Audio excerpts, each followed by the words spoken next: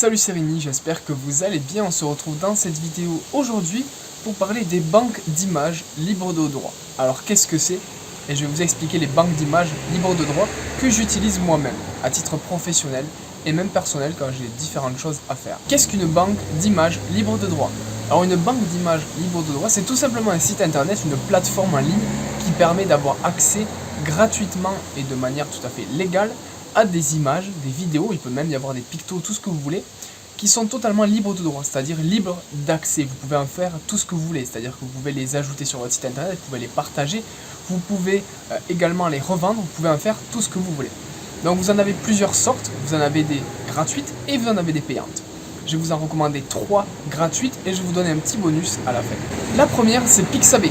Pixabay, c'est celle qui est la plus utilisée, c'est celle dont on retrouve les images partout en fait. On voit très souvent ces images sur les sites internet pour habiller les sites internet.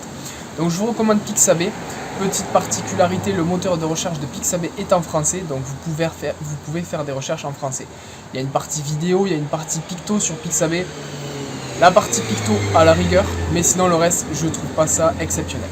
Donc je vous recommande Pixabay uniquement pour la partie images, photos en français.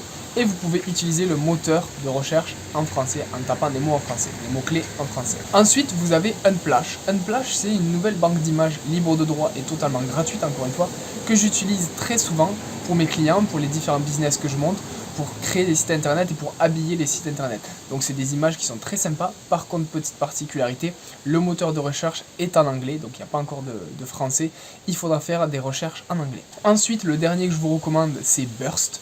Donc B-U-R-S-T, c'est de Shopify, je crois que c'est ça, ouais, c'est Shopify, c'est la plateforme Shopify qui a créé une plateforme en ligne, un site internet d'images, de banque d'images libre de droit. Effectivement, une petite particularité encore une fois sur cette plateforme-là, il n'y a pas beaucoup d'images, il n'y a vraiment pas beaucoup d'images, c'est un peu les mêmes choses qui sont redondantes, mais il y a des images très sympas qu'on ne retrouve pas ailleurs, donc je vous recommande quand même d'aller faire un tour, voir si vous y trouvez des images sympas.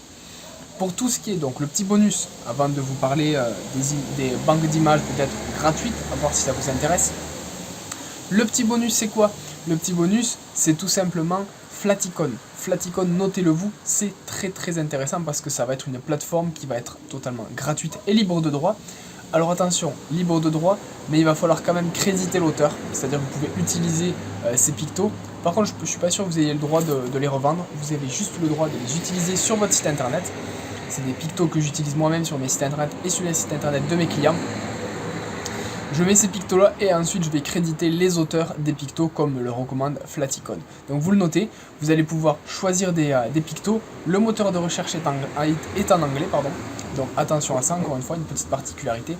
Vous sélectionnez le picto qui vous intéresse et vous allez même pouvoir le construire. C'est-à-dire que si par exemple il y a un noir et blanc, vous allez pouvoir mettre le noir d'un certain rouge, le blanc d'un certain violet, etc. Vous allez pouvoir le construire directement à partir de leur plateforme. Pour cela, pour changer les couleurs, il faudra juste s'inscrire, mais c'est totalement gratuit encore une fois. Ensuite, donc les plateformes payantes, je vais juste en citer 2, j'irai pas plus loin que ça. C'est Adobe Stock et Shutterstock. Donc ça c'est 2 plateformes, je les ai utilisées dans Shutterstock.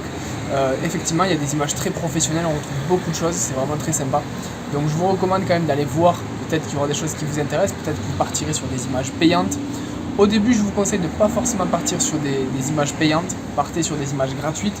Et au fur et à mesure du temps, investissez petit à petit dans votre site internet, dans ce qui vous manque pour rendre la chose plus professionnelle. La dernière note, c'est qu'il faut savoir que pour avoir un site internet extra professionnel, il faut qu'il soit extra brandé, extra personnalisé. Pourquoi? Parce qu'en fait, ça va faire ressortir votre personnalité et ce que vous voulez mettre en avant. Donc si on voit une photo de votre équipe avec le polo floqué au nom de votre équipe, ça va être beaucoup plus intéressant et beaucoup plus professionnel qu'une simple photo d'équipe de personnes qu'on ne connaît pas.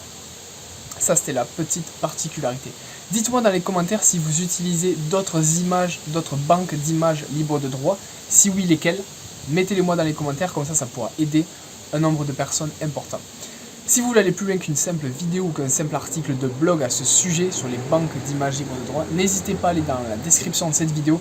Vous aurez accès directement par email à une formation totalement gratuite et offerte sur le fait de créer son site, l'optimiser, créer un blog, des articles de blog, faire du référencement naturel, trouver des clients, je vous mets en place toute la stratégie, je vous la montre, je vous l'explique, tout ça en vidéo et par écrit, et vous aurez accès à tout ça et vous pourrez me donner votre retour sur tout ce qu'il en est. On se retrouve de l'autre côté dans une prochaine vidéo.